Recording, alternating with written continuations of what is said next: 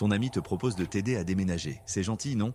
Mais ton cerveau, lui, ne l'entend pas de cette oreille. Ta première pensée n'est pas « quelle chance », mais plutôt « qu'est-ce qu'il va me demander en retour ?» Un collègue te fait un compliment sur ton travail. Ton radar interne s'affole. Tu ne penses pas « merci », tu penses « quel service va-t-il me demander dans 5 minutes ?» Si ce genre de scénario te semble familier, tu n'es pas seul. Mais tu es probablement épuisé, parce que voir des motifs cachés partout, ce n'est pas un super pouvoir, c'est une prison mentale. Tu vis dans un état d'alerte permanent. Chaque conversation est un interrogatoire, chaque silence est une preuve, chaque faveur est un piège potentiel. Cette méfiance constante est un fardeau, elle t'isole, te rend cynique et t'empêche de nouer des liens authentiques. Tu finis par repousser les gens, non pas parce qu'ils sont dangereux, mais parce que tu as peur qu'ils le soient. Alors, pourquoi ton cerveau fait-il cela? Est-ce que tu es juste trop intelligent pour ce monde naïf? Ou est-ce quelque chose de plus profond? La réponse se trouve dans le câblage de base de notre esprit. Ton cerveau n'est pas conçu pour te rendre heureux. Il est conçu pour te maintenir en vie. Depuis des milliers d'années, la survie dépendait de notre capacité à détecter les menaces. Le membre de la tribu qui souriait un peu trop était-il un ami?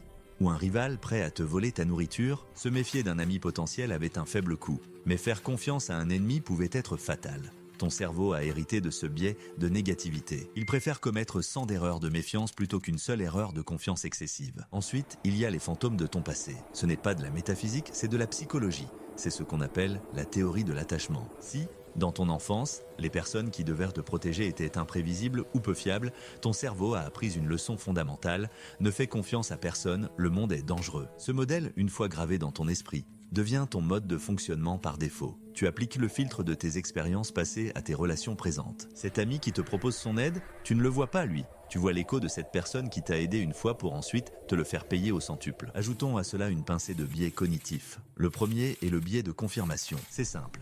Tu as déjà une théorie.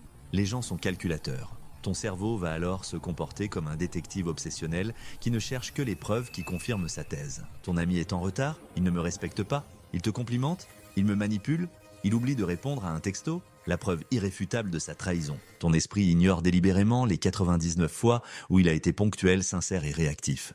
Il ne retient que la seule donnée qui valide ta méfiance. Le deuxième mécanisme est la projection. Parfois, la méfiance que tu ressens envers les autres n'est que le reflet de tes propres insécurités ou de tes propres schémas. Si tu as une faible estime de toi, tu auras du mal à croire que quelqu'un puisse t'apprécier pour ce que tu es.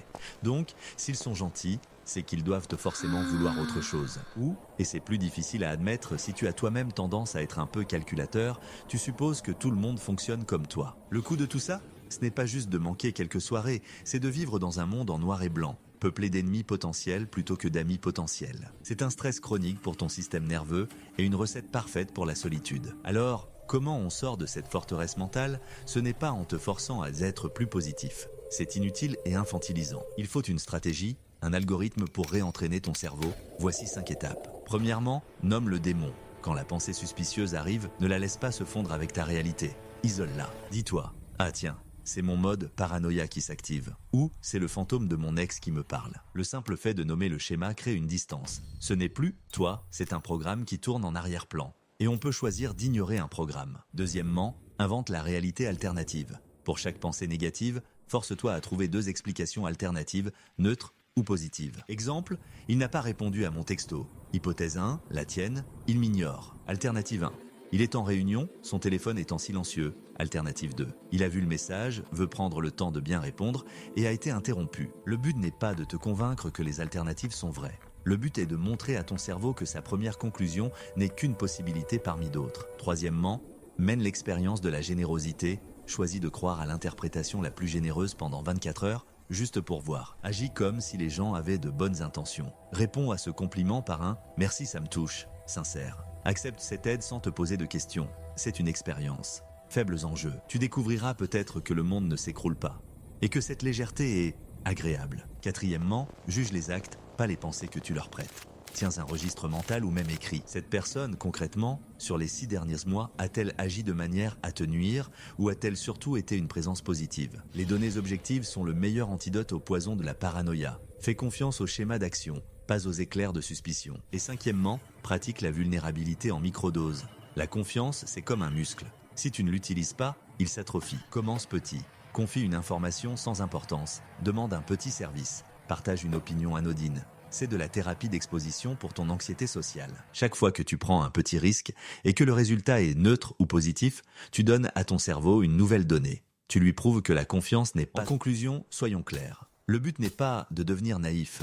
Il y a des gens mal intentionnés dans le monde et le discernement est une compétence vitale. Mais le cynisme systématique n'est pas du discernement. C'est un bug. C'est voir le monde à travers des lunettes déformantes et sales et croire que c'est le monde qui est laid. Réentraîner ton cerveau à faire confiance, c'est simplement nettoyer ses lunettes. C'est échanger la lourde armure de la méfiance contre le bouclier, plus léger et plus agile, de la prudence. C'est un travail, c'est inconfortable, mais ça te permet de remplacer une question épuisante, qu'est-ce qu'ils veulent de moi, par une autre, bien plus intéressante, qu'est-ce qu'on pourrait construire ensemble? Et la réponse à cette question vaut bien le risque de faire confiance.